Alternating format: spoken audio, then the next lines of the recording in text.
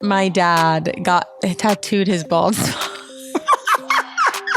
This is when getting your eyebrows microbladed was like the thing. I lasered it off. Your eyebrows? The microblading. I think microblading is horrible. Oh my God. I got it in my eyebrows and like it was. You have it now? Yes, but I have makeup over it. It was purple. Like this was purple for a minute. It's like a tattoo. Like I know. I had a face tattoo. But it's Sofia Franklyn.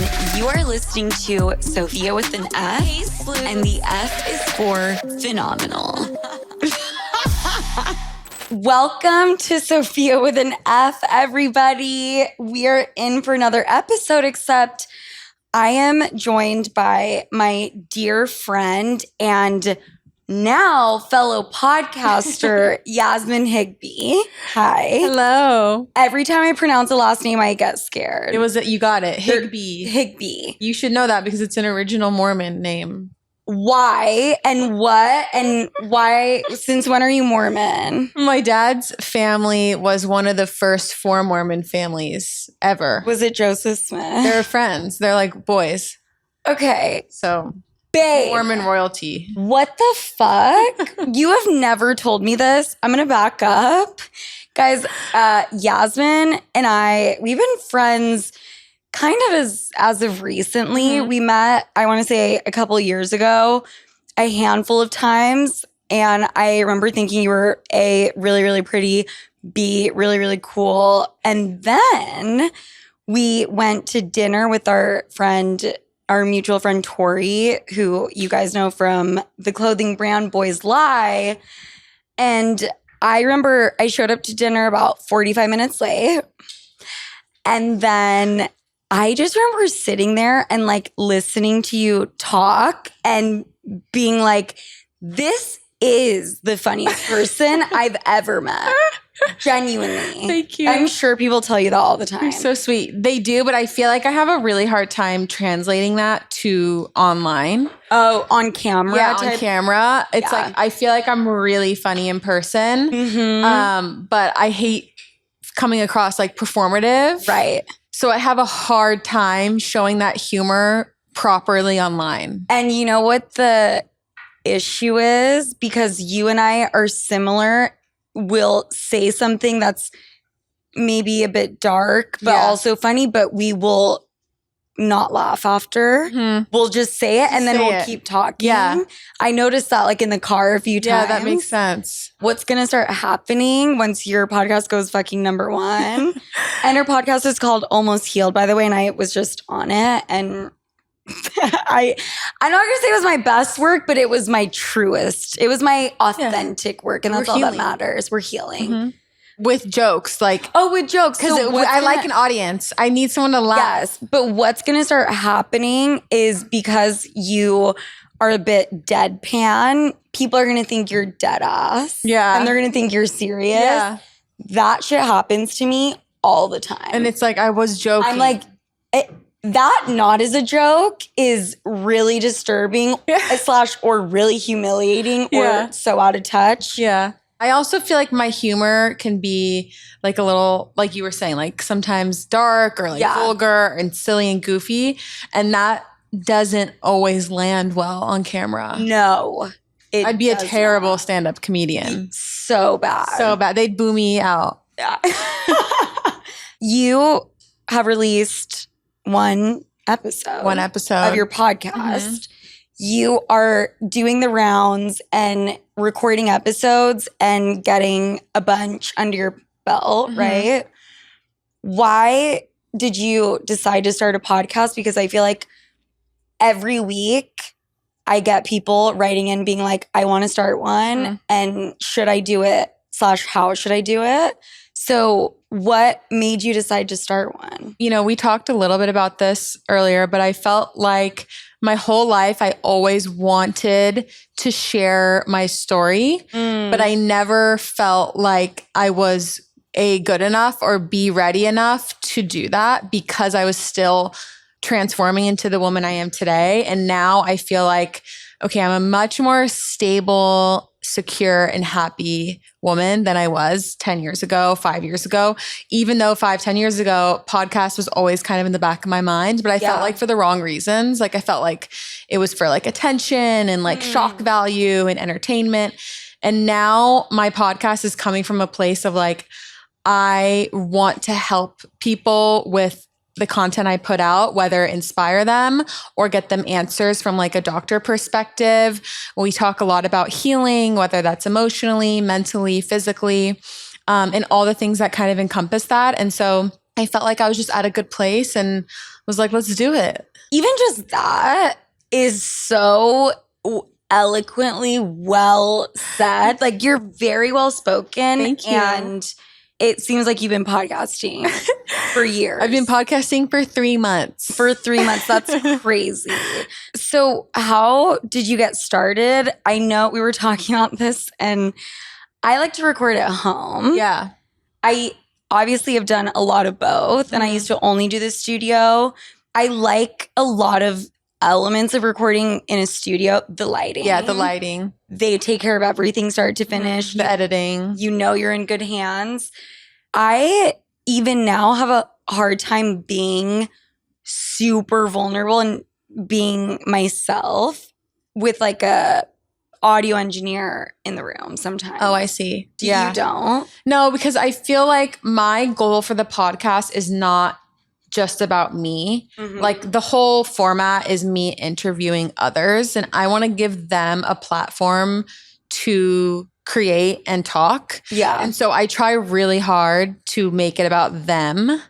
I feel like that's maybe why I don't think about it as much because yes, it's my podcast, it's my show, but it's the information that I've learned or things that have inspired me from these people. Yeah. And I'm just the middleman who's just like giving the information back out again. Right. So you're not a narcissist is what you're saying and you don't go into recording episodes being like, this whole thing is about me and like, I totally I could 100% sit and talk about myself for 25 hours. So that's why I'm happy to be a guest. But I was just going to ask you, do you think you'll ever do the solo episode thing? I did one solo episode already.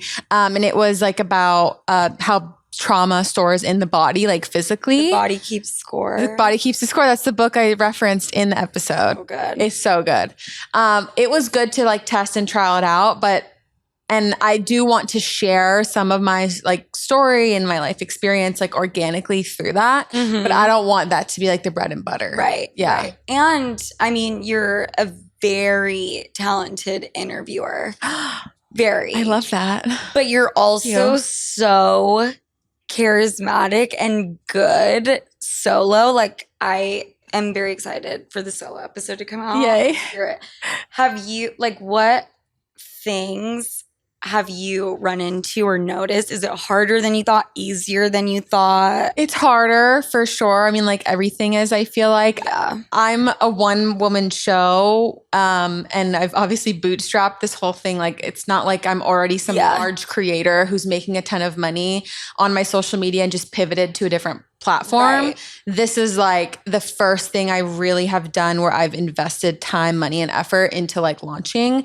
And I have a small online following. It's not that big, but I do have very loyal people. Love it. Been through it. Even if it's like 25 of my fans, even if I have 25 fans, they know me. They know me from when I was like 18 till now. And they love me and I love them. And that's the loyalty. Yeah. And I feel like I have a similar situation with my fans too. They've seen me go through some shit, you know? Yeah. I think that's inspiring. I think that as much as I love to follow like a lot of the accounts who are just like aesthetic and fashion and gorgeous and fun, it's like I don't know anything about them. I don't feel connected to them.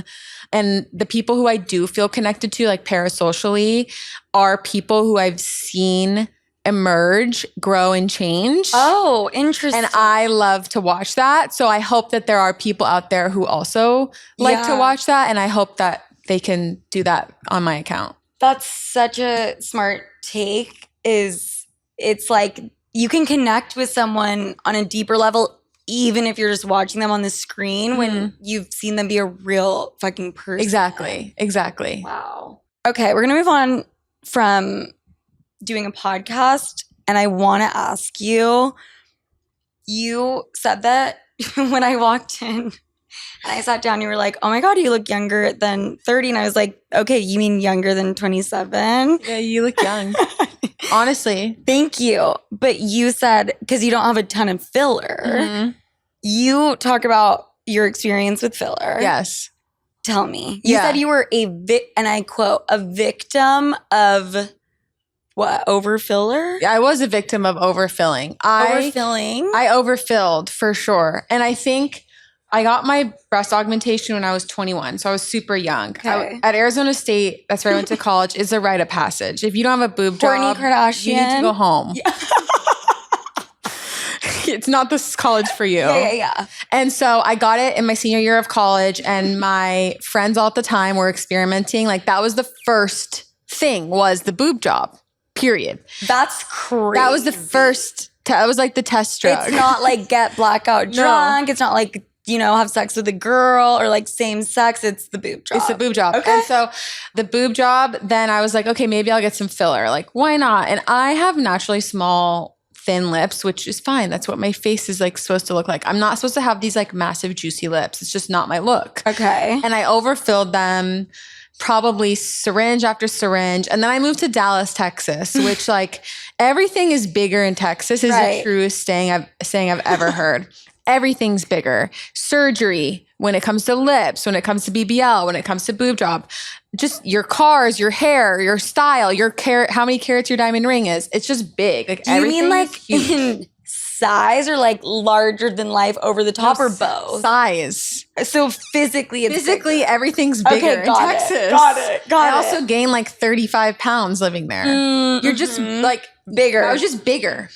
And so I kept doing lips, and then I would try cheek, and then I'd try chin. Oh my. And I was got the lips and you're like, this needs to match, and then this needs to match. Exactly. And I also was like, my face was rounder because I was heavier at this time, but that was like by design. I like wanted to have the like, I wanted to be thick and big and strong. Like, that was the look I was going for, and I definitely achieved it. Yeah. But it was a bit much. It was a bit much. And because you're in Texas, you took it a little too far. I took it too far. Yeah. And then when I was like exiting my Texas era and kind of like woke up from the like haze. Yeah, of like, whoa, everyone around me looks the exact same. Like, because we all get this overdone look. Right. I dissolved everything. Okay. And I looked at myself and I was like, oh my God, I don't look 40 anymore. I look my age, 25. Really? Like, I was 23, 24, putting in like 4 or 5 syringes of filler. And that's like, really, I think I'm naturally pretty, and I don't, gorgeous, beautiful. Did not need that to even begin with. I get it if it's coming from like a place of like insecurity, or like your chin's like so small that like your profile looks weird. Like, I get it.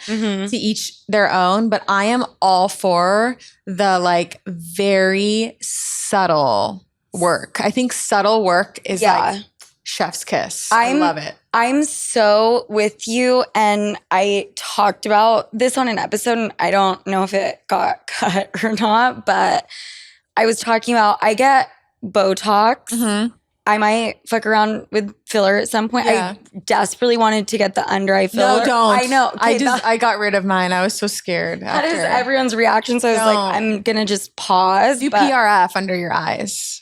Okay, what is that similar to PRP? Yeah, but it's a little better because it's just I don't know if it's exactly how they spin it is differently, or it's just there's more of your own fiber in it. Okay. I love it. When you got the filler dissolved, people say that it will migrate, or they can't ever fully dissolve it? Yeah, it's not fully dissolved. And what's interesting is my lips, like I can feel a little scar tissue. Okay. And I ended up putting like half a syringe back in my lips just because. You're like, I have little thin lips. I'm like, babe, I don't think you know what little thin lips are. No, you don't. But I put a little bit back in like years later after I kind of like healed from it. But yeah, you could definitely like, I could feel like a little bit. Yeah. And it kind of makes me sad. Like, I kind of wish I never But I mean, but it's not really that big of a deal. It's not that permanent. Like there was a time where I wanted to get veneers or like a bigger boob job. And it's like, it's a slippery slope. And I wanted to ask you, that is, people will get tweaks done for different reasons. And at Arizona State, it's mandatory. It's part of the curriculum. But when you went to Texas, do you think it was coming from a place of insecurity, or was it just, it was the only thing you knew? So it was just like, let's run it. I feel like both Scottsdale and Dallas have a very similar culture of very like nightlife centric, very vapid, very fake. Yeah. Everyone has extensions. Everyone has plastic surgery. It's just like the cultures in those two cities. And I love it. And I think there's great redeeming qualities about both those places. Yeah. But I think the culture there is just ultra fake.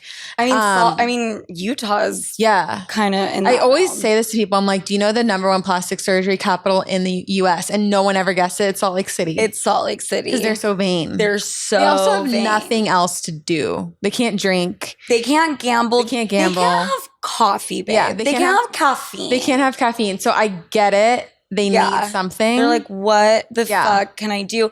And I mean, the whole kind of culture is influenced by the Mormon faith, which is kind of women are raised to get married and breed. Mm-hmm. And so obviously with that, you know, consciously or not, you're going to want to be like, okay, well, how do I get chosen and breed the best way I know I can is look hot? 100%. And I valued, because of where I went to school, I went off to college like a year and a half after my mom passed away. So first of all, yes, on one hand, it's great I went to college.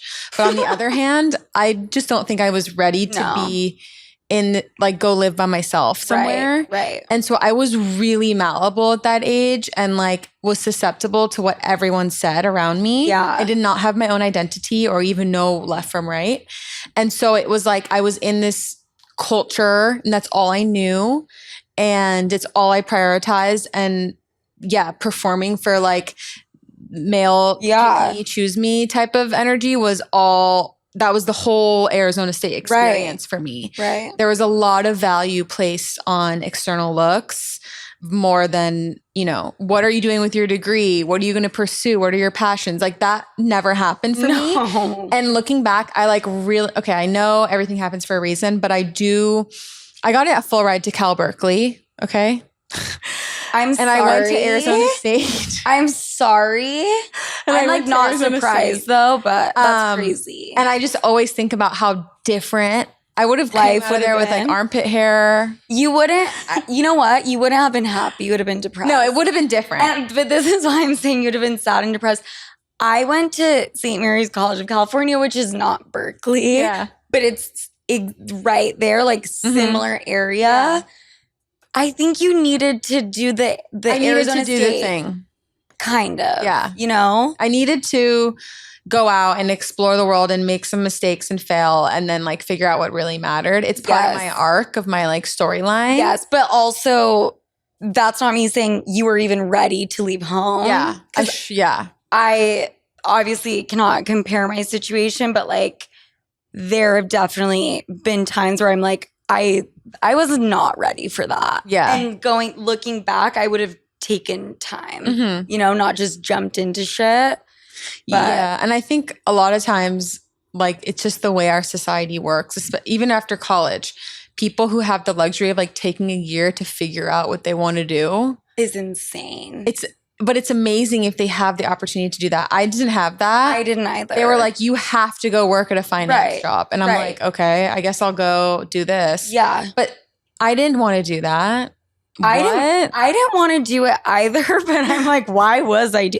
Why did I do that? Maybe because like the Great Recession was happening and there was no fucking cash flow for me. Yeah. And it's crazy because we're talking about Arizona State has this kind of culture and it's worldwide, right? Women, that's kind of the first thing people care about, whether they say it or not. Yeah.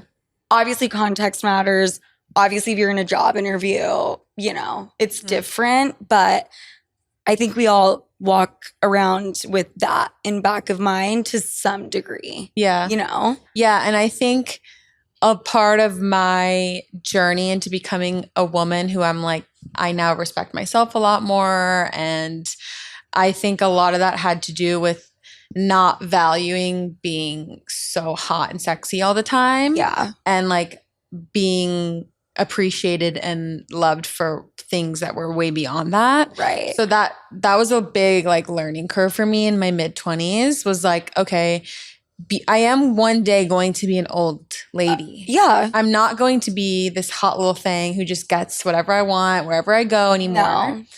And what value am I going to bring to the world beyond that? Mm-hmm. And that was like a big reckoning and wake up call for me. Ooh, I love the word reckoning. This summer, don't let thinning hair hold you back. With Nutrafol, see visibly less hair shedding and show up where it matters most. Whether you're dancing at a wedding, lounging on the beach, or snapping pics on a night out with friends, I've been taking Nutrafol Women's Balance for the past 5-ish months, and I've honestly been surprised at how much it has helped. Like, I saw my hair in old podcasts, and let's just say we have come a long way. Nutrafol is the #1 dermatologist recommended hair growth supplement brand, trusted by over 1.5 million people. Anything truly worthwhile takes time and effort, and with Nutrafol, see thicker, stronger, faster growing hair and less shedding in just 3 to 6 months. Everyone's hair story is different, and Nutrafol gets that. Their formulas are tailored to your body's unique needs. This summer, stop worrying about your hair and start making memories. For a limited time, Nutrafol is offering my listeners $10 off your first month's subscription and free shipping when you go to Nutrafol.com and enter the promo code Sofia. Find out why Nutrafol is the best-selling hair growth supplement brand at Nutrafol.com, spelled Nutrafol.com, promo code Sofia. That's Nutrafol.com, promo code Sofia. Looking to level up your home this summer? Meet Pura Plus, the smartest way to scent your space with app-controlled fragrance scheduling, premium long-lasting scents, and sleek design. It's where fragrance meets function. Right now, subscribe to any 2 scents for 12 months and get your Pura Plus diffuser free. Don't miss out. This limited time offer won't last. Visit Pura.com and claim yours today. I have not reached nirvana the way you have, but it's something that is top of mind, you know? Mm-hmm. I'm like, this is sooner than later gonna not be what it's been. Yeah. And how much value and how much self-worth do you put in the way that you look? Because what are you going to do when it's gone? I think that the best way to look at it is like taking care of yourself, like physically. Okay, like working out, eating right, sleeping, going to the doctor, like really truly taking care of yourself and your hygiene. You're going to look your best self if you just do that. Right. Once you cross the line of like, how can I look like her? And how can I keep looking young? How can I stay looking 25? Babe, you're 30. Let it go. Babe, you're 40. Let it go. Let it go. You know? And start to value yourself beyond that. And do the physical stuff, yes, because it makes you, yes, because you will feel good externally, but you'll feel, you know, like you will feel better and you will feel beautiful, quote unquote. Yeah, 100%. On the inside. And being a beautiful human on the inside is what counts. Because when how many people have I met who are just like so stunning and hot and beautiful and sexy and gorgeous, and then they're like They suck. Oh my, it's like watching paint dry. It's so sad. It's sad. It's like you really are so gorgeous. You could have been such a ray of sunshine, but you chose, unfortunately, to be so rude. Right. So now I think you're ugly. And now you're fucking hideous. Now you're hideous. And the same can be true for if you're not you're not a 10 out of 10. Yeah. But and then you're as confident, amazing. I'm going to have sex with you. I love you. And I want to be your best friend. I'm so there. Yeah. I wanted to ask you did take spironolactone? I did when I was like 23 because I used to get these like cystic acnes on my chin. But How long I was were you on it? Like 2 years, but I was on a really low dose and I was also on birth control at this time. Okay. So it was like, I think the birth control and the spironolactone together was beneficial. Okay. But getting off birth control for me was it hard? Was like a horror show. Was it? It was awful. How long were you on the birth control? From 15 to 26 every day. I never missed one day. Not one? No, I'm very organized. I love like you because we are self-proclaimed fucking like party girls, kind of self-destructive in our past life. Yeah. You're going to make sure you take that. I'm taking that shit. I'm taking that birth control. I'm not getting pregnant. No way. And I went off of it and it was really, really hard for me. My hormones went everywhere. And then that's how I went to an endocrinologist. So the first thing I would say is you need to see an endocrinologist and get a full hormone panel. I need to do that. Because that's going to be where your answers lie. Right. And then I found out I had an autoimmune disease when I got off the pill. Okay. Who knows if it was from getting off there's like a variety of reasons it could have came about. Can we say what it is? Yeah, I have Hashimoto's. Okay. Hypothyroidism. My neighbor. Like everyone has it. I'm like, okay, I fucking have it. Everyone, like 1 in 3 women have it. It's like very common.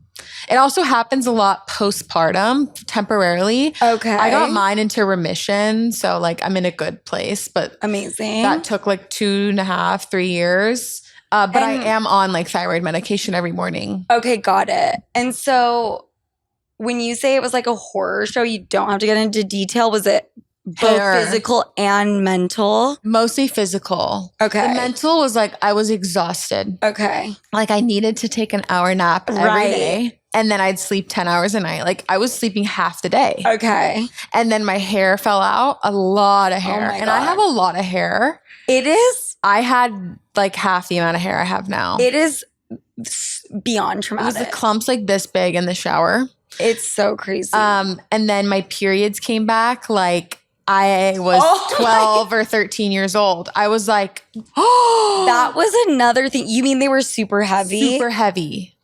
Mine, I had to do a tampon and a pad. Yeah.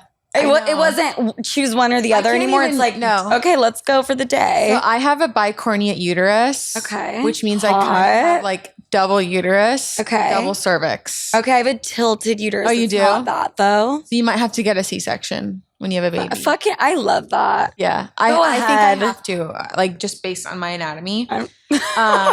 But so a tampon doesn't actually work for me because it's like there's still kind of a little side lane that blood can come down. Yeah. There's like a highway and then a lane.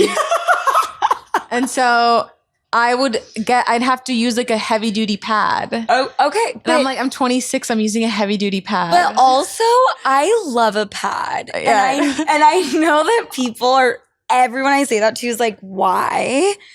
I don't like tampons. They spook me. Okay, well, I had a friend who left one in for 4 days and like it was I left one in for a month. How'd you not die? I don't know, but I put a second one in and I was like, oh my God, I have a UTI. And then I was like, I have a bacterial infection. That's my number one fear. And then I went in and she literally pulled something out and I was like, didn't say anything, just pulled something out. And I was like, what was that? That was a baby. That must have been a fucking baby. Is that how that shit works?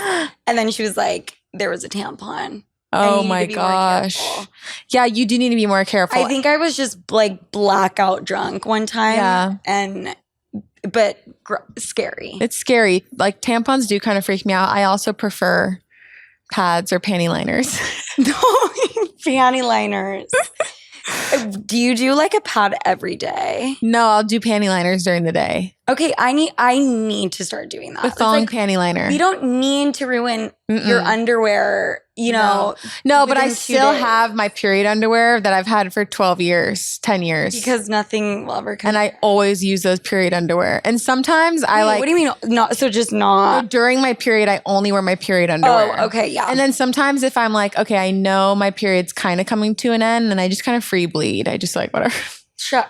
When it's almost coming I'm like, to whatever. I'm going to wear these stupid pajamas tonight. Because it's also like, and then there's fucking spotting randomly. Yeah. And it's like, sometimes you just have to. But there are people who go and like free bleed on the like earth. They like go and like free bleed in the their grass on their mattress in their bed too. I've seen. There's like a lot of people think it's like some healing spiritual thing to free bleed outside. Right. Like grounding, like grounding when you touch the grass. Yeah, with your feet. With your period blood. Okay.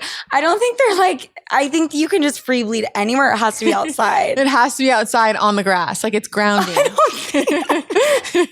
I swear to God, look it up. There's like a whole demographic of people who do this. Okay, but so then what about the people free bleeding like at home? I just wouldn't want to ruin the furniture. I know. Well, fuck yeah. But like, so they go and bleed outside naked? No, they'll wear like a long skirt with no underwear. And they just want it to kind of... They just want to like release and like have the earth come in with them and like, or whatever they do. They're one with the earth. They're one with the earth. Is one with them. Mm-hmm. I live in New York, so there's nowhere to even put your feet on the ground. If you saw the characters that live outside here, they probably do that for different reasons. Yeah. But like, there's no grass for me to do that. And I don't really think I'm that interested. But you finally were able to get off the birth control. Mm-hmm. How long did the side effects last? Do you even remember? It took me a year to feel normal.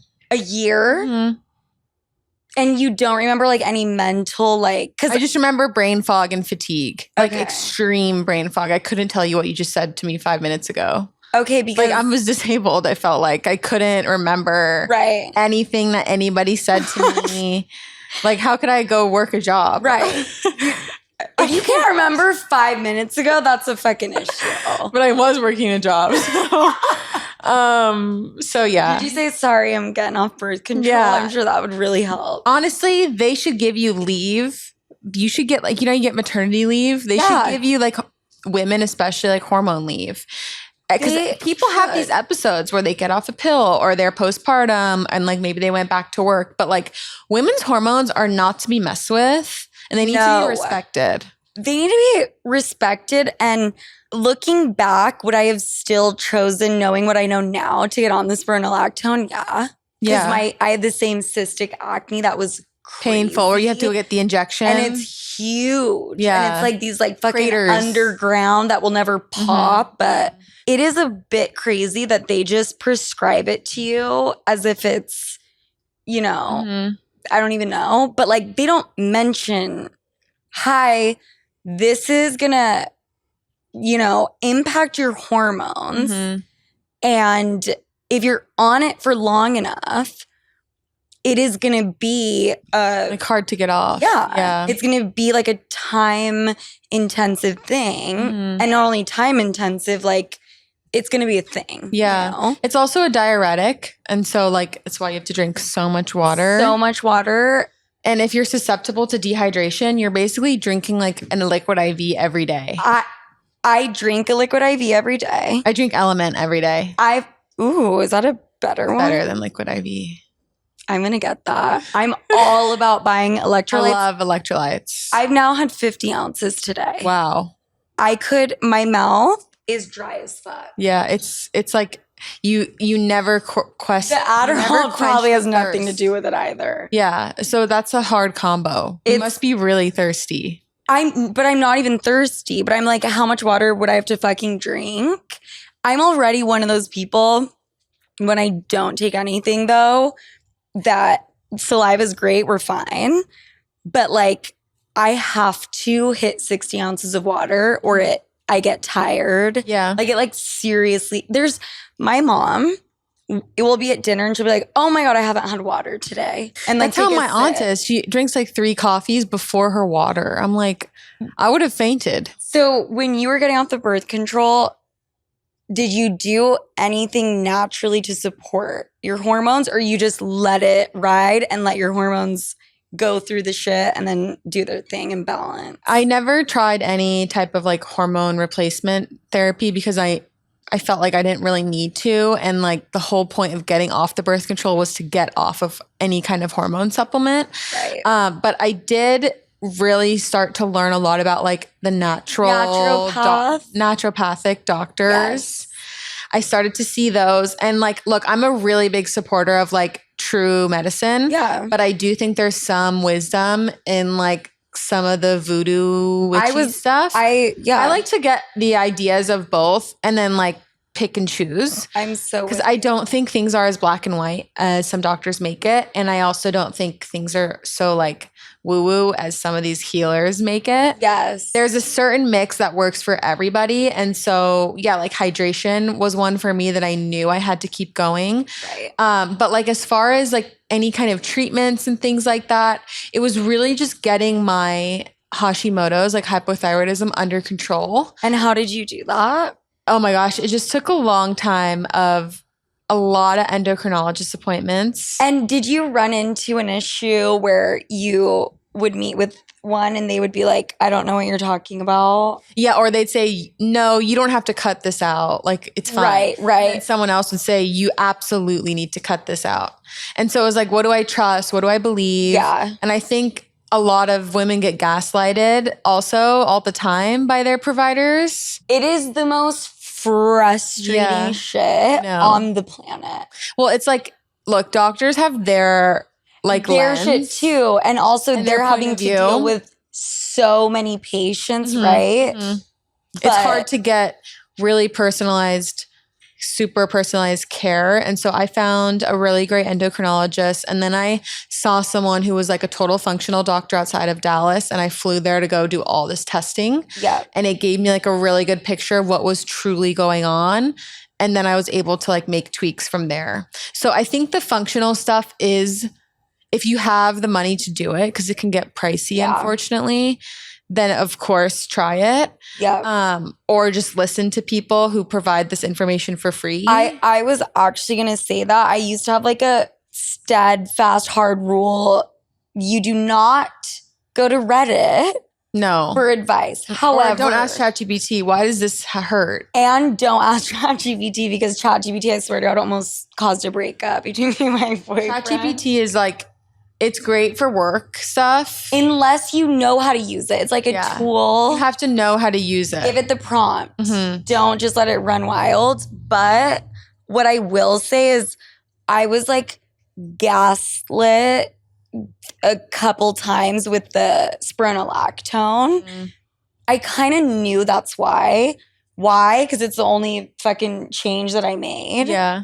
But what I did is I did go to Reddit, and that is the reason I was actually able to figure it out and then like put my foot down and be like, no, I think this is actually why. That's good. You know? I actually really like Reddit because on women the get positive so much. There's positive threads. And I think there is a lot of valuable information because a lot of people don't want to share information publicly. They want to share it anonymously. And so did you ever get off it? Nope. I'm not only am I not off of it, but I decided to go back up. I decided to not go back up to 100, to go to 150. Why? Let me tell you why. Because after, now I call Reddit crowdsourcing. I do everything knowing goddamn well that these are just any individual without medical degrees. You know? Yeah.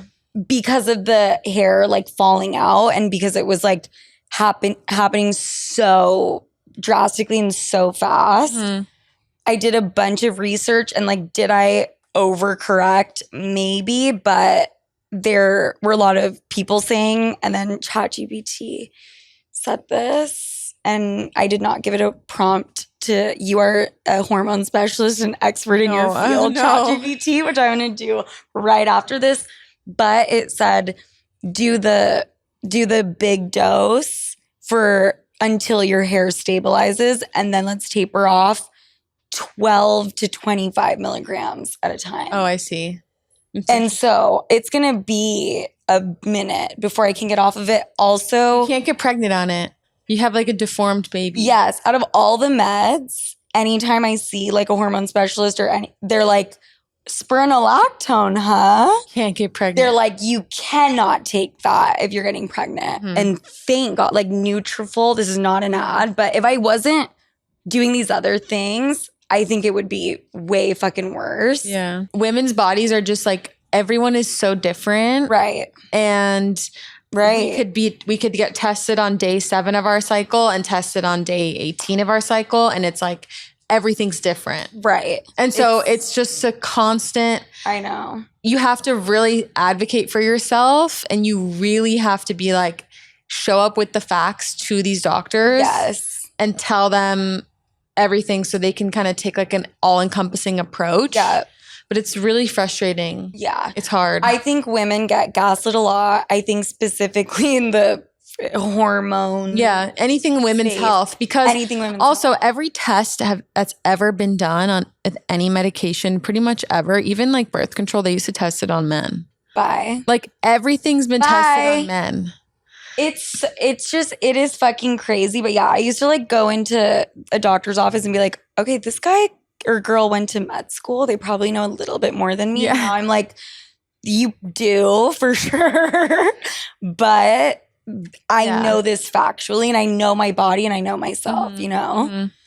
So the reason I brought that up, I did want to talk hormones, but this Saturday I'm getting my 3rd session of PRP. Oh, on your head? Yes. Oh, amazing. And I want to say I'm like seeing results. It's so weird. Like you start to get like baby hairs that grow like in. The little tiny baby hairs. Yeah, and you can't see them, but like you can feel them. You like drag your... Yeah. But I think it's working. I think it's great. And you get PRF in your face? I did PRF under my eyes, which my doctor, he's in the Upper East Side, is Dr. Westreich at New Face NY. He's really good and I trust him, but I'm getting that. I told him, I was like, the thing I liked about the filler was obviously you get to put some volume back under your eyes, even though I have deep set eyes because I'm Egyptian. We both we have deep set eyes, which people love. People think are gorgeous. Yeah. So I've just come to like love my deep set eyes. But not the bags underneath them. No, I just like this hollow space. I just like wanted it to not be so dark. And so what the PRF does is it thickens the skin. Yeah. So it doesn't actually like use volume, which is like what filler does. Oh, it just thickens the skin so it's less dark. Yeah, because it's dark because the veins and the blood exactly are right there because the skin's so thin. So I feel like it really helped with like I don't wear as much concealer or if any. I'm getting that. You need it. Mm-hmm. I'm getting PRP is amazing. Like PRF, PRP. What if on Saturday I'm just gonna be like, because I love the guy that does it, and he's like, last time we were like said we were gonna get drinks together. Oh, really? What if I'm just like a little bit here. He will. I feel like it probably doesn't work. Yes, it does. What do you mean? I feel like it has to be a different needle. It's like going in my skull. They're just going to take this. It's the same stuff they spin. Right. They take your blood and they spin it and they put that gold. I'm just going to be like, do you have a little liquid gold? Be like, hey, I want to do under my eyes. Yeah. See what they say. He's going to be like, this institution is literally just for hair loss. Most men, it's a hair loss place. No, it's that's I thought it was a plastic surgery. No, it's literally just for hair loss. I'm going to be like, say no. But we're kind of friends. Then maybe he'll do it. Like, I feel like it's as simple as like you already put it in the centrifuge. It's already in a syringe. So many men. I know so many men right now who are getting hair transplants or doing PRP in their head. Well, like I know 10 close guys currently in treatment. Okay, the thing about a guy getting the hair transplant, which I'm obviously all about, is do they like have to wear a hat or like, is there something that I actually don't think you're allowed to wear hats. You're not. I think during the like they even healing, say that. Oh wait, actually, I don't know though.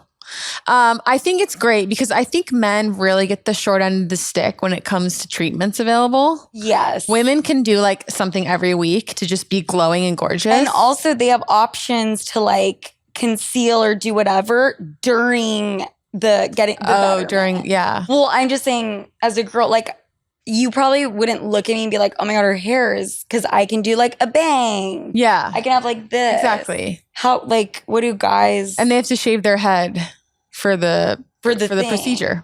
And then like they like do it individually, right? I want to watch a TikTok. I think it's great for men. I love it. Because it's sad. Because the men get their mom's dad's hair. So if your grandpa and your maternal grandpa is bald, you're probably going to get bald. So it's the guy's mom's dad. Mm-hmm. Interesting. Mm-hmm. So look at that grandpa and see how much hair he got. Yeah. Yeah. Then you'll know. Guys don't feel good about it. Yeah, it's sad. Then they don't want to do anything about it though, because what are the fucking options? The hair transplant, which is like such a crazy surgery. If like how it used to, I feel like now it's fucking not. I'm laughing because my dad got tattooed his bald spot.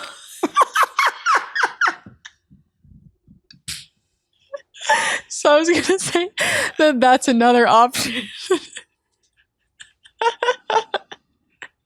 Wait, you want to know what the craziest thing about that is? Okay, this was gorgeous set of hair for me, okay?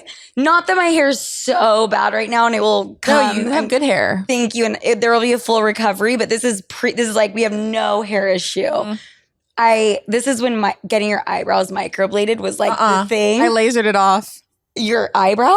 The microblading. I think microblading is horrible. Oh my God. I got it in my eyebrows and like it was. You have it now? Yes, but I have makeup over it. It was purple. Like this was purple for a minute. It's like a tattoo. Like I know. I had a face tattoo. But yes. What do you mean? That's a face. You have a face tattoo. Oh, I thought you were saying you had one. No, I was you like, have one right now. Yes. Yeah.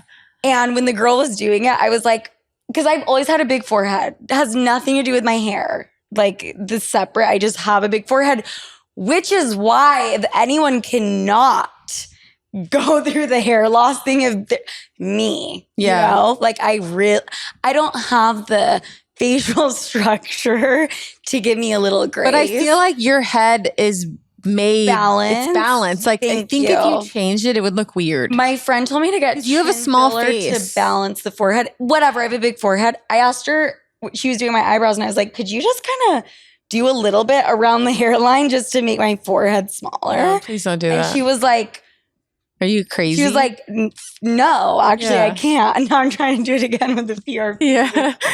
People also move their hairline. Oh, babe, I don't know what that's called. They cut. You open across here, take the scalp, bring it down, stitch it across. It's actually like, it's dramatic, but it's like a fairly simple surgery, like way more simple than a hair transplant. Okay, that just reminded me of, there's a show on Netflix called American Primeval, which is about the Mormon, like their voyage from Illinois to Utah. Okay. And they show a very terrible scene of the Mountain Meadow Massacre, which is like where Mormons posed as Indians, killing all these Mormons. This is real life. This is real. My great grandpa led the Mountain Meadow Massacre, and they like scalped all these people. Shut the fuck up. Yeah. Wait, is it a documentary? No, it's a TV show, but there's a book that my great uncle wrote during COVID about the history of my family. And they talk about my two grandpas teamed up together. And so they're like the main characters of the show that they're portraying. It's called The Mountain Meadow Massacre, led by Isaac Higbee. I'm like at a loss for words. Not only do I never run into people that are like, oh yeah, my family's Mormon. the fact that you're like, oh yeah, my family is actually Mormon, and let me just tell you this. Yeah, they're crazy. They led the fucking thing. It was crazy. Do you have family in Utah? Yeah, my whole dad's family. I think there's 42 Do you ever grandkids. go? Yeah, I do. I go like once a year. I go to Cedar City, Utah. I love Cedar City. I love Cedar City. I'm more of kind of like a Draper kind of gal. Sometimes American So Fort. I love the place Swig. I have never gone. What? No. I think that those combos are so get the disgusting, soda? but they're tasty. And here's one thing I will say. I would just rather have alcohol in it, and that says more about me than it does about. I wish I grew up not like a full Mormon, but I do wish I grew up with more religion in my life. I grew up with zero, none. You think you would have been? I think I would have benefited from more guidance and community. I actually 100%. I agree with that. All my Mormon family and cousins like have their head on straight. Yeah. They're successful. They're amazing. Like I love them. Yeah. And one thing I love about the Mormon culture and religion is how much they prioritize kids. Like I love that they have a lot of kids because I grew up an only child. I want to have like 100 kids. I'm just kidding, but I would love to have like 5. Yeah, I want like 5? I know I need to start today. Do you want some time? Can we get PRP and our eggs frozen Saturday? I got my eggs frozen last February. I was on 60 Minutes. Did you see? Oh my God. We need to just do a part 2 because what the fuck? You're just like coming in like boom. I'm like the side quest queen. I have like all these side quests I do. 60 Minutes, like what there's documenting you do it. Yeah, it aired in May. When I quit my job at Deloitte, I said, hey, thanks everybody. Also watch me on 60 Minutes this Sunday. They were like, they're like, were you even working or were you even on my team? Yeah, do you work here? Literally, yeah, Morgan. Do you work here? Yasmin, I love you. Yeah. Tell everybody where they can find you. They can find me at Yasmine Higbee, which is my full name on Instagram and TikTok. And then my podcast, Almost Healed, it's on Spotify and Apple. Please follow because I'm a new podcaster. You don't even need to say because like it speaks for itself. She's that bitch. Thank you. Love you, sloots. Bye.